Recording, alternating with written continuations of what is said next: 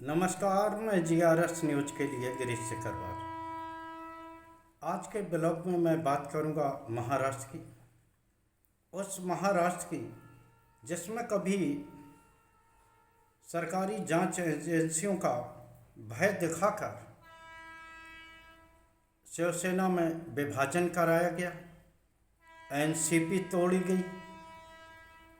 आज फिर उन्हीं हथियारों के साथ शिवसेना एकनाथ शिंदे को महाराष्ट्र की सत्ता से दूर जाने के षड्यंत्र रचे जा रहे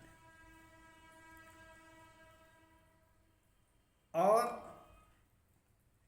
जानकारी तो यहाँ तक मिल रही है कि मुख्यमंत्री देवेंद्र फडणवीस को भी बदनाम करने के लिए एक उच्च स्तरीय साजिश बनाई गई है, जिसका संचालन कौन कर रहा है ये आपको बताने की जरूरत नहीं।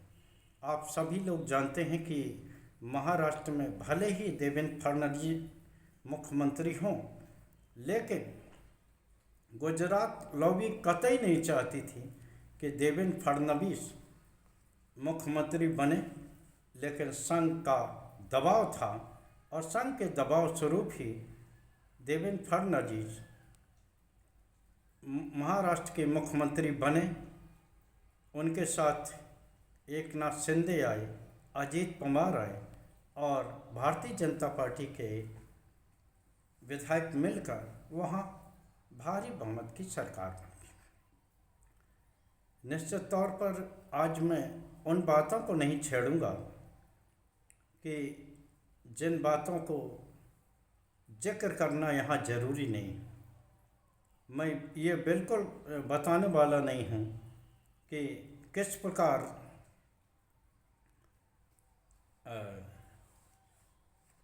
चुनाव मतदाता सूचियों में हेर फेर करके महाराष्ट्र की सरकार चुराई गई, जैसा कि नेता विपक्ष राहुल गांधी कहते हैं।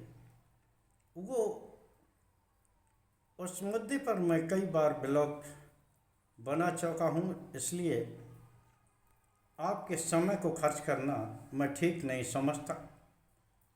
आज मैं उस समय का जिक्र जरूर करूँगा जब ईडी सीबीआई के सहारे किस प्रकार से सबसे पहले शिवसेना को एकनाथ शिंदे के सहारे तोड़ा गया। उस समय भी ये बात निकल कर आई थी कि एकनाथ शिंदे समेत 18 विधायक उनके ऐसे थे जिनकी फाइलें गृह मंत्रालय के समक्ष पड़ी थी, जांच एजेंसियों के सामने खुली पड़ी थी, बस जरा सा इशारा करना बाकी था और दल का विभाजन हुआ। बाद में सरकार मजबूत रहे, इसलिए एनसीपी का भी विभाजन अजीत परिवार के जरिए कराया गया है। उस समय भी जांच एजेंसियों ने महती भूमिका अदा की थी, क्योंकि अजीत पवार पर सिंचाई घोटाला संबंध तमाम तरह के मामले चल रहे थे, जिन्हें जांच एजेंसियां लगभग मुकम्मल मोड़ की ओर पहुंचा चुकी थीं। लेकिन जैसे ही ये लोग भारतीय जनता पार्टी में शामिल हुए, गठबंधन के सहयोगी हुए, निश्चित तौर पर ये मुकदमे पेंडिंग में डाल दिए गए और अजीत पवार का तो मामला ही वापस ले लिया गया। अब जो नई सरकार बनी है, उसमें जिस ढंग से एकनाथ शिंदे को साइडलाइन करने की कोशिश की जा रही, ये सिलसिला हालांकि बहुमत जब मिला था तो ये लगातार इस तरह की बातें की जा रही थी लेकिन एकनाथ शिंदे मजबूती से दल गठबंधन के साथ डटे रहे। कई बार ऐसी स्थिति आई जिसमें कि एकनाथ शिंदे के विधायकों ने उनका घेराव तक किया, लेकिन उच्च स्तरीय मेल मिलाप के बाद ये गठबंधन अटूट रहा। लेकिन 2-3 कारण अब ऐसे हो गए हैं। एकनाथ शिंदे गुट के कैबिनेट मंत्री, उन्हें इनकम टैक्स का नोटिस मिला है। एकनाथ शिंदे के सांसद पुत्र श्रीकांत शिंदे, उनको भी इनकम टैक्स का नोटिस मिला है। और एक विधायक जो कि एमएलए कैंटीन में मारपीट के दोषी हैं और जिन्होंने माफ़ी मांगने से भी इनकार किया है, देवेंद्र फडणवीस तक इस मामले में कठोर कदम उठाने की बात कह चुके हैं। तो आखिर कौन है जो न सिर्फ देवेंद्र फडणवीस सरकार को महाराष्ट्र में अस्थिर करना चाहता है, बल्कि एकनाथ शिंदे को भी गठबंधन से बाहर करना चाहता है। एकनाथ शिंदे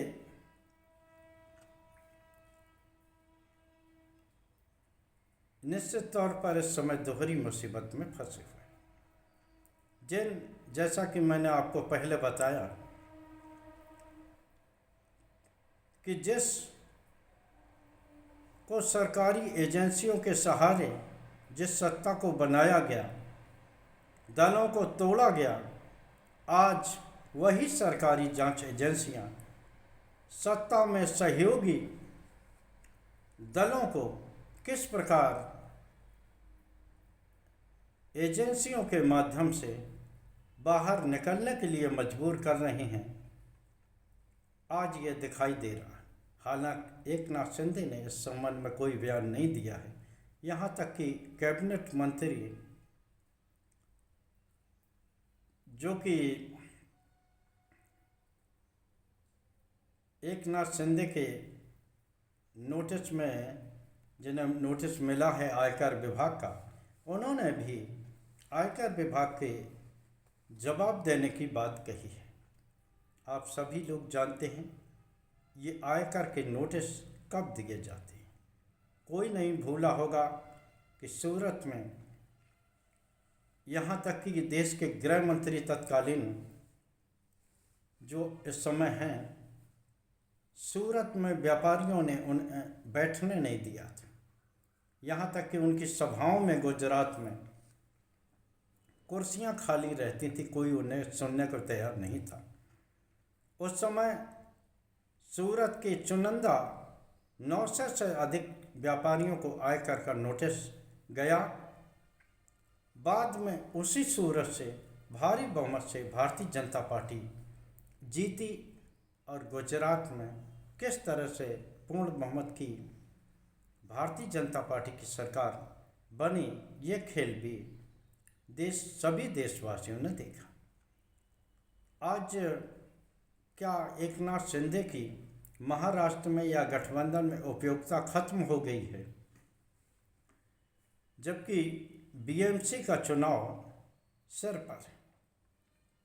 और आप सभी लोग जानते हैं जिस प्रकार ठाकरे परिवार एकजुट हुआ है, अगर एकनाथ शिंदे भी या शिंदे शिवसेना के विधायक भी इस गठबंधन की ओर रुख करते हैं, तो संभवतः बीएमसी में भारतीय जनता पार्टी को बड़ा झटका लग सकता है। और उनकी ये आशा ही रह सकती है कि कभी वो बीएमसी में भी अपनी सरकार बना पाएंगे। हालांकि महाराष्ट्र में गठबंधन ही सही, लेकिन बड़ा भाई बन के उन्होंने ये साबित कर दिया कि अगर चुनाव आयोग भी आपके साथ है तो कुछ भी खेला किया जा सकता है। जैसे कि महाराष्ट्र में जितने युवा वोटर नहीं थे उससे ज़्यादा वोटरों ने महाराष्ट्र में मतदान किया।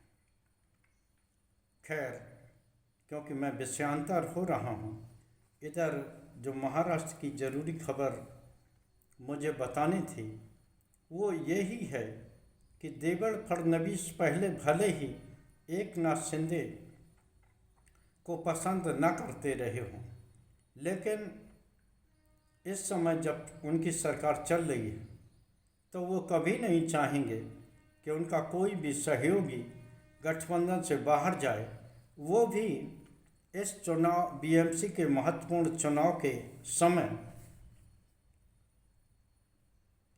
लेकिन ये खेल आखिर कर कौन रहा है, संभवतः आप लोग समझ गए होंगे, क्योंकि गुजरात जिस तरह से महाराष्ट्र में गुजराती लोगों की पिटाई हुई और उन्हें मारा कि नहीं, शिवसेना के लोगों ने पिटाई की, लेकिन उन पर खास कुछ कार्रवाई नहीं हुई। इसको लेकर गुजरात लॉबी न सिर्फ शिवसेना बल्कि देवेंद्र फडणवीस से भी अंदरूनी तौर पर नाराज है।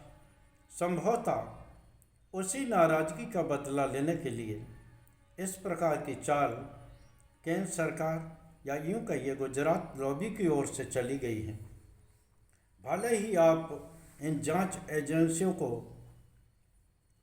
निष्पक्ष बताएं या ये बताएं कि इन एजेंसियों का काम करना ही है, लेकिन आप सभी लोगों ने 11 वर्ष के मोदी कार्यकाल में देख लिया होगा किस प्रकार ये एजेंसियां चुनाव के समय सक्रिय होती हैं और चुनाव होते ही और अपने मन मुताबिक परिणाम आते ही मामले को किस प्रकार ठंडे बस्ते में डाल दिया जाता है। जैसा कि सूरत के व्यापारियों के 900 लोगों को जो नोटिस मिला था वो कहाँ चला गया आज तक जानकारी नहीं है।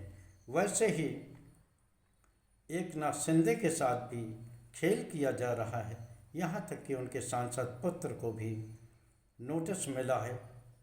तो यहाँ देखने वाली बात होगी क्या एकनाथ शिंदे इस दोहरे दबाव को झेल पाएंगे या वो फिर से अपने पुराने दल में वापसी करेंगे,